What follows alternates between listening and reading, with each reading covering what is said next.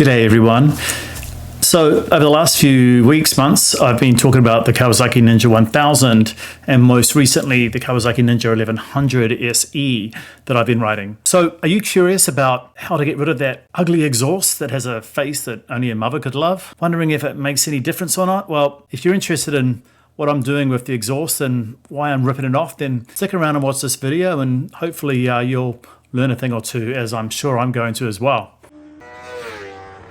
So those of you who've been following the channel will know that I've reviewed the Kawasaki 1000 SX. Really loved it, the previous year model, 2024. And I recently have been riding the new 2025 Kawasaki S1100 SX Ninja. So both Ninjas are fantastically capable sport touring motorcycles. They really have just continued to iterate and iterate on this package to a point now where it's not just the engine that's really sweet, but the overall ergonomics, the ride, all of that is just so refined. Now, the one thing that about this bike and the previous model that most of us, I think, can agree is not so refined is that exhaust down there. Let's face it, it has kind of a design that only a mother could love, right? Well, most of these OEMs are confined by the European emission standards, and so these exhausts just get bigger and bigger and uglier and uglier. So I'm going to take it out for a ride, and I'm going to try and capture some of the exhaust note with a mic that I have wired up down here.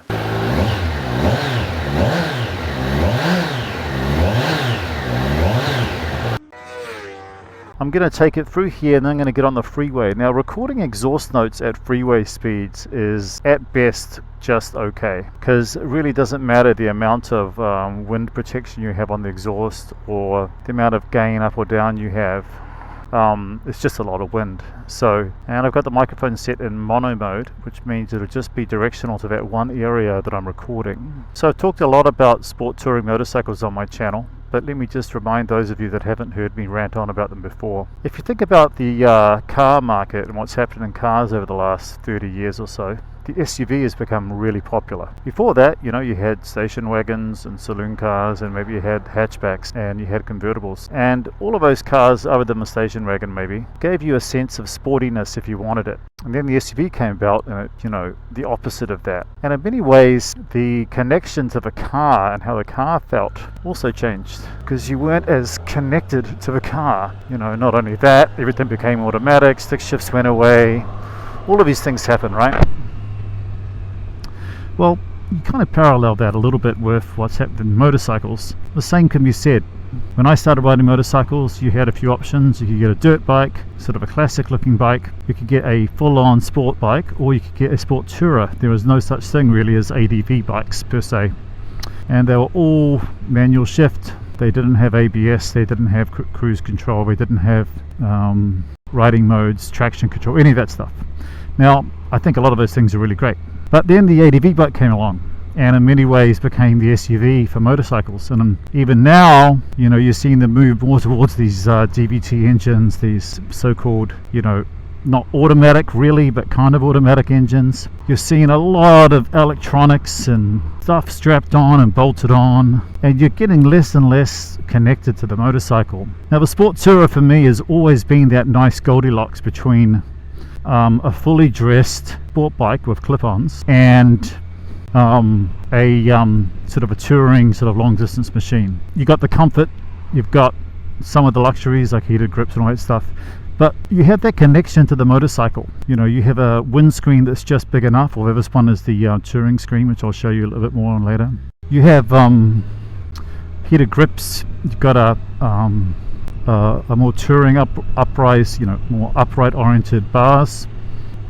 And so if you enjoy riding in a sporty way, and especially if you enjoy riding on the track and that connection, you really don't get that from an ADV bike. And I don't care what bike you talk about, you know, even the really sporty ones like the Multistrada RS and things, yeah, they're way more sporty than a BMW GS, I think, but you still don't get that connected, you know, so you don't get that feeling.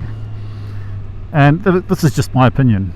Now, when you think about the famous engines that have grown up in those through the years, the GSX 1000, of course, the Gixxer is one of them. That has traditionally been a sport bike engine, but now that is in both their tall rounder sport bike and also in their GSX S1000 sport touring bike, and I've reviewed that as well. I actually reviewed that against this bike. That's the 1000 GT, and that engine is great, but they have not refined the other elements of the bike. The ergonomics, the brakes aren't as good as this, the chassis doesn't feel the same as this. It feels great, it's playful, it's great, but it just doesn't have the refinement that this bike has. So that's why I keep coming back to the Ninja 1000.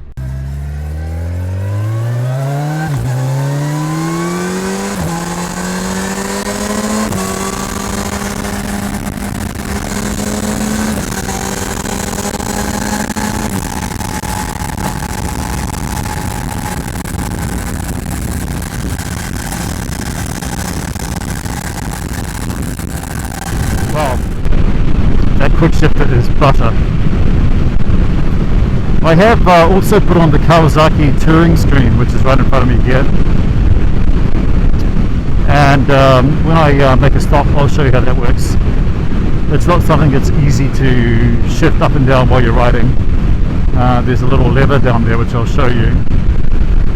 I'm just going to do a quick stop here. I'm just going to show you a couple of things. So my microphone is still there. A couple of things you can see there is the exhaust we talked about. I've already gone through this bike in my last video, so I won't go through too much into it. But what I didn't show you last time was that I have put this touring screen on, and you can see that it's wider, and then there's a little lever down here. I'll go all the way up here, so it'll look like that. I've also put on, this is a stomp grip tank protectors, but what they really are is to help you lock on, and they help you stay locked into the bike. So I run these exact tank protectors on my track bikes.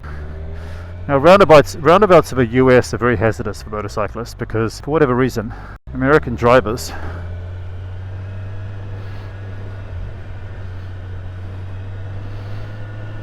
just are not used to them. Now the other great thing about a sport touring bike is because it's full fairing, the ergonomics just tend to be better in terms of wind, right? The aerodynamics are just way better, and so you tend to get less buffeting anyway. Whereas on an ADV style bike, I like to say it's kind of like you're a human sail. You're sitting really upright like this. Your whole body is a sail. It's just basically a big fucking wind catchment area.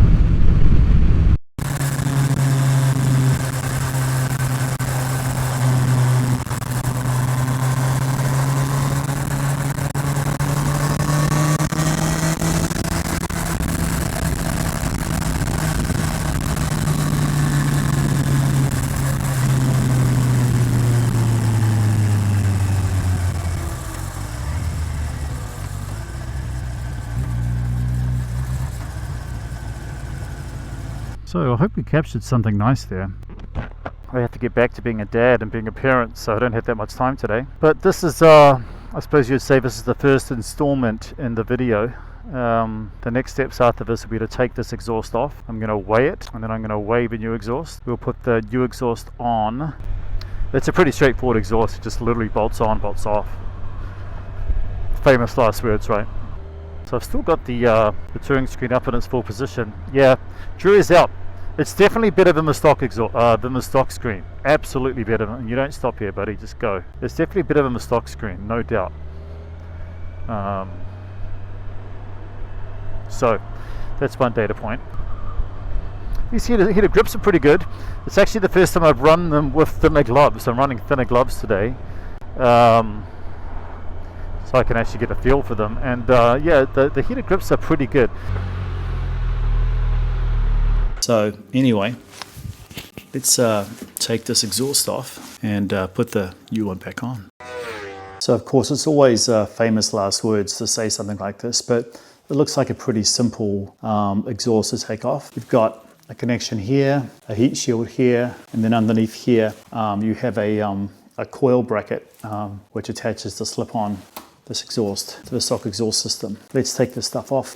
So first you've got here is just a simple 6mm hex. Probably gonna take a bit of muscle to take this off.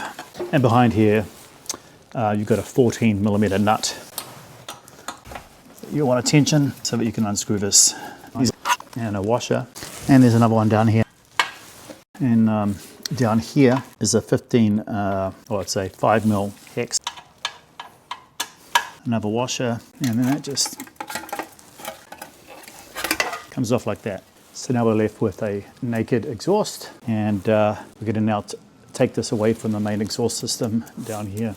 Here we have a 12mm nut. Okay, so you're going to need a 12mm wrench here, and then you're going to need another one on the other side to keep the opposing bolt in place while you gently take this off.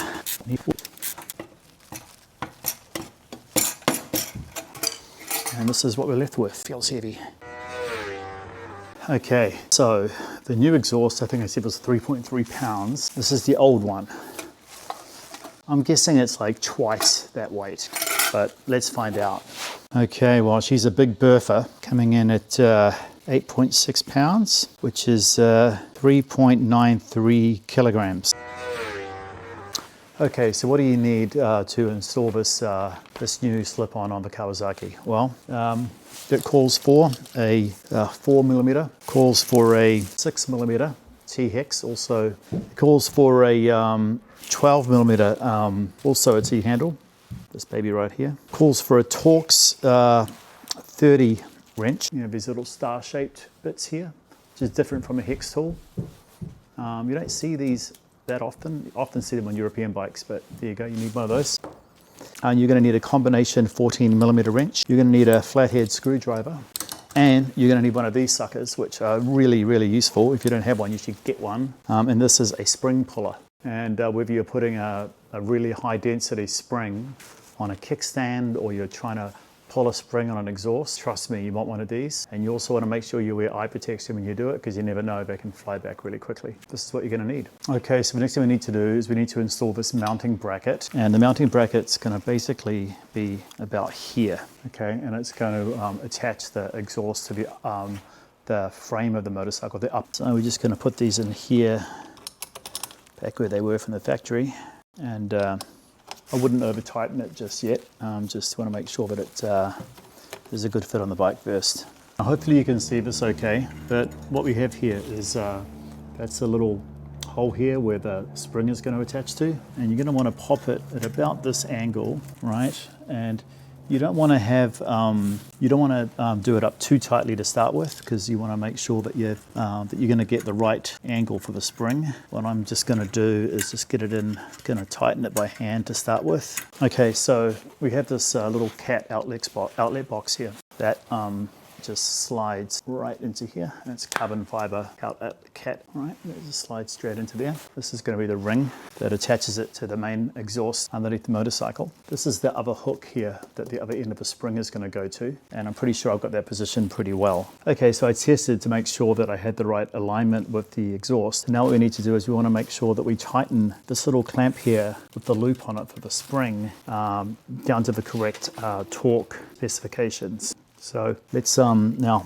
put the exhaust on the bike, get this thing over with. Okay, so hopefully you can see what I've done here is you've got the, you want to make sure you get that on in a good position, and then the back of this carbon fiber mount is going to go on. You're going to put this nut at the back, this big screw here of the washer right here. Okay, so using my Torx tool here, I'm just, I'm not going to tighten it all the way yet. I just want to get everything positioned well.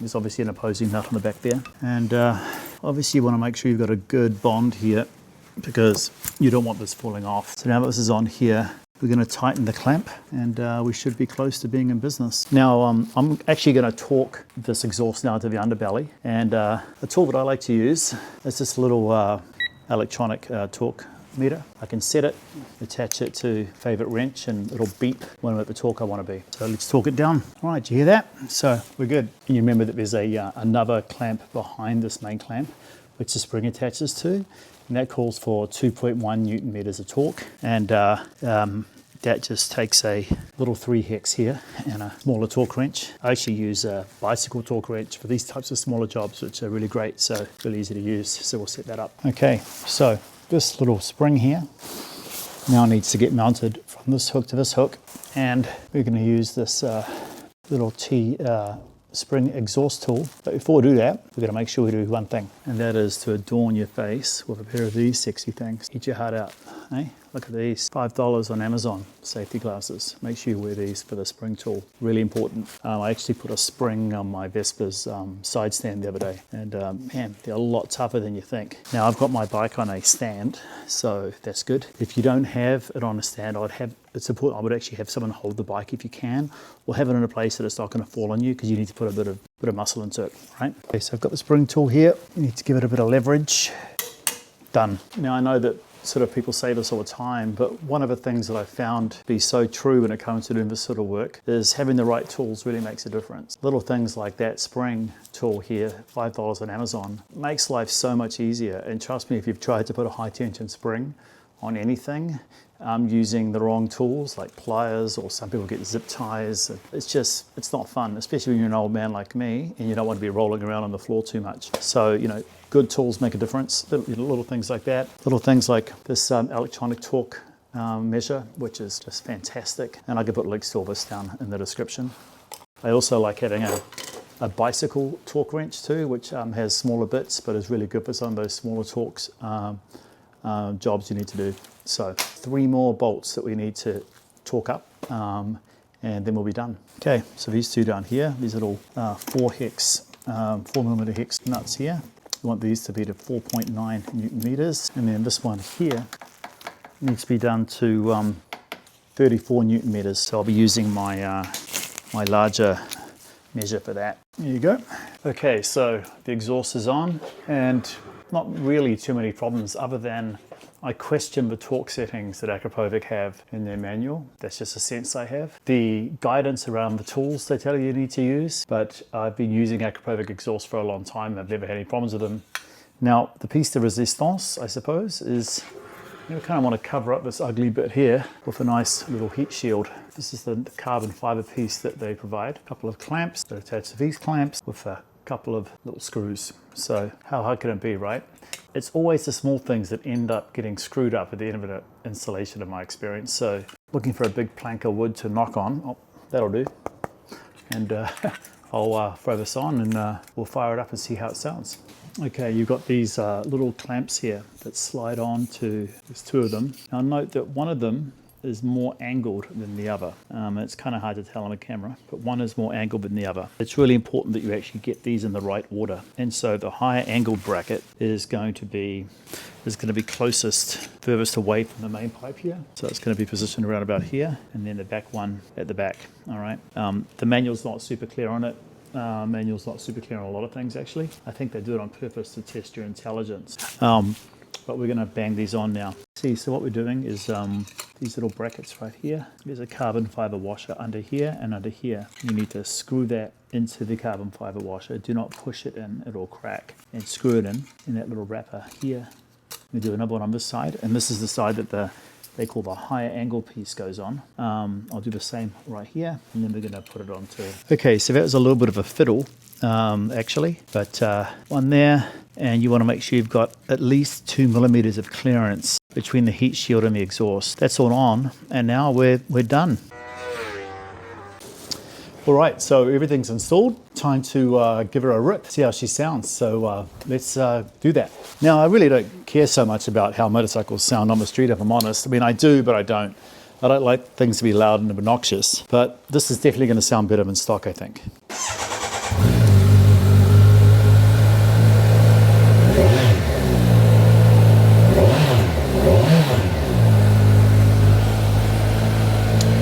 What do you think? Do you think it sounds different?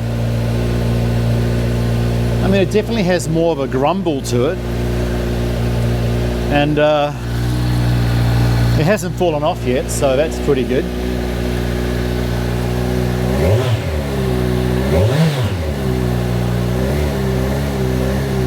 It definitely has a nicer growl to it for sure, and it's not obnoxious, which I like. It's not like overpowering. It's not waking up the neighbors and pissing them off.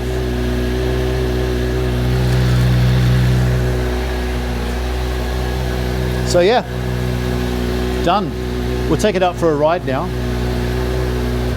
So I'm going to take it out for a ride next, and I will try and record the exhaust note. I tried recording the stock exhaust note. I'm not sure if you guys will notice it or not, but because I've never done that before. And then in a couple of days, I'm going to take it up and have it mapped for this particular exhaust, and we'll see how it feels. So I'm just going to move it around on these wonderful Dynamoto stands that I love, and I've made a video on them before, but you can just see how easy it is for me to move it around. So I've got it faced in the right direction when I want to take it out for a ride. Yeah. So let's take it out for a ride and see how it feels. I'm suspecting that it's going to feel a lot better just for the pure fact that it's 5 pounds lighter than the previous exhaust. And certainly that makes a difference with motorcycles, definitely on the track and definitely on the street. We'll take it out for a ride, see how it feels. And I did record the previous exhaust as well. I'm not quite sure how it comes out. We'll have to see. It's the first time I've tried to do that. And maybe we'll notice difference, maybe we won't. If I don't think it sounds all that different, not sure I'll put it in the final edit of the video. But yeah, so let's go for a spin. Well, at first sound, it definitely sounds better already, but I do have my earplugs in. I didn't have my earplugs in last time, actually, so which is unusual for me. Well, it definitely sounds better.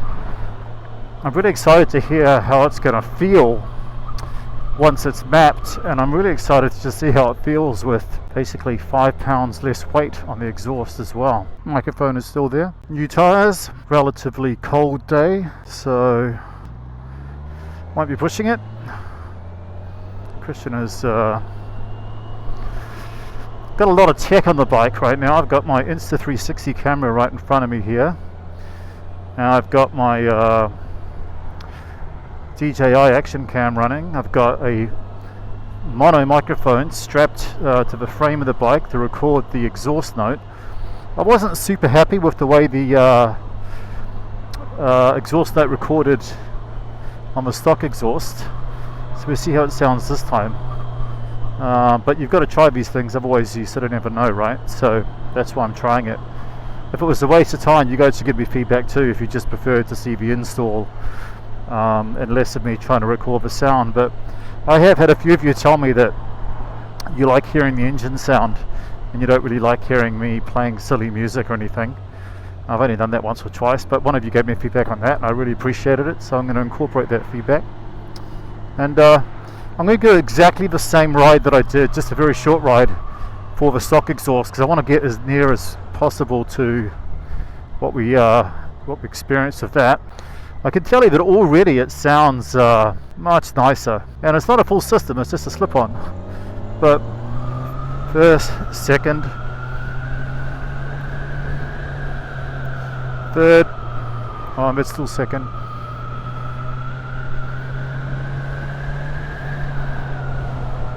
Oh no, I'm in third.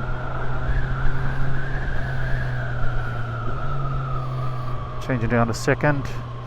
Pine cones on the fucking road.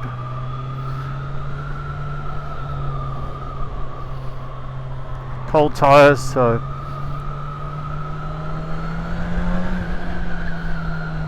still in second there. Oh, it definitely sounds nicer, for sure. It's giving me much more of a smile on my face, and it's not loud and obnoxious like a full system would be. Interestingly, even on this short ride, I can already feel the bike is lighter, for sure. Definitely feels lighter. I mean, 5 pounds is not insignificant. Okay, so first,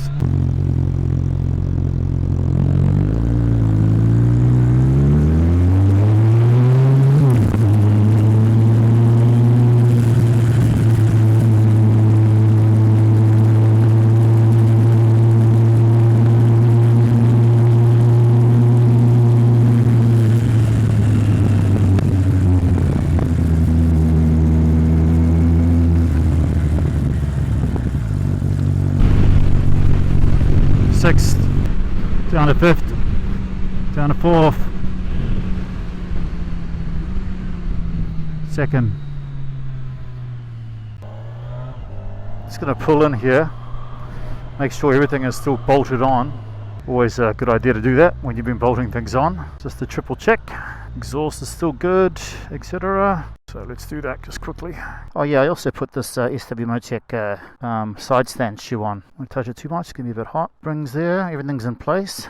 Oh, you know what's happening right now? Oh, well, that's pretty funny. This did not happen with the old exhaust. Just while I'm checking, right? Because, look at that. Can you see how that is melting? Good to know. So, I'm now going to push it in, away from, a little bit further away. This did not happen with the old exhaust. So, I'm really glad I pulled over, because I might have completely lost my microphone then. Now, what I'm really curious about is it actually still recording or not?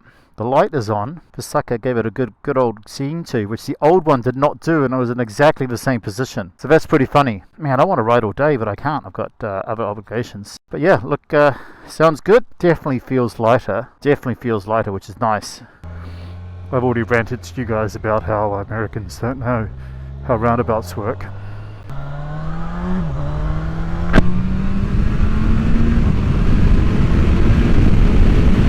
How's that sound?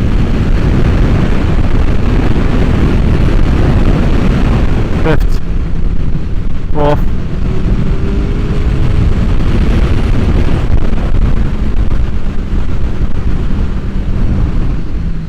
third, second. Oh, she definitely sounds more throaty. The question is, how's my microphone looking? Pretty funny. It's still pretty burnt. I might have to pull over and take it off. The dead cat, or what they have a sock that you put on the outside of the mic. I don't know where the name dead cat came from. It's probably like the old wives' tale term, which is also kind of a dated term. It's pretty stinky, but actually I don't think it's melting anymore. But I'm going to take it off because I think I actually have enough audio recorded now. And when we get home, we'll take a look and see how it looks. See how it looks now. Oh, actually, look at it. Oh, lovely. Well, as you say down under, that was a bit of a tiki tour of the Kawasaki Ninja 1100 SE. And my experiment with recording the sound from both the stock and the Akrapovic exhaust. That really wasn't the focus of the video, but I thought it might be useful to throw that in. So we'd welcome feedback as to whether you thought it was useful or a waste of time, or if you just prefer, when you see a video like that, just to see how to install it and the ins and outs of setting it up. So do bring on the feedback. I'll leave you with a few closing thoughts. The first one is there will be a third part in this series, which will be me taking it to our local Dynaworks company here in Seattle, who have built a map for this Akrapovic exhaust and the new 1100. So I'll be doing that next. So, like and subscribe so you can stay up to date on that. The 1100 is definitely more refined than the 1000. I talked about that in my review that I did on the bike a few weeks ago. Reducing the weight by over 5 pounds, which is what this stock exhaust weighed more in terms of that versus the Akrapovic slip-on, definitely makes a difference in the handling. And so for sure, if you're looking for that, it does have a more of a grumble to it. It's not, obnoxious or in your face, but it definitely has more of a grumble to it. And the bike just feels just that much more sprightly with a lighter exhaust on it. I'm going to be really curious as to how it feels after I've had it mapped, after I've taken it to Dynaworks here in Seattle, who have built their map for this bike with this exhaust. There are a few other things that I had on the bike that I didn't show in my initial review. I put the higher seat on it, which provides more of an aggressive riding position, just a little bit further back from the bars. I've put on the Kawasaki touring screen. I've now put on that Evotech Chiggy mount for my Chiggy CarPlay display. I've put on the SW Motec kickstand shoe, which is useful for me anyway. So I've done a few things to it, and I don't think there's much more I need to do to it. But those are the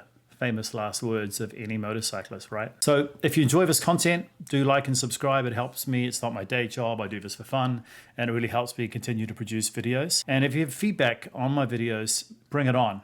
I've got a thick skin. I like to say I'm a learn-it-all, not a know-it-all. So give me feedback. Tell me what you'd like to see, what you wouldn't like to see.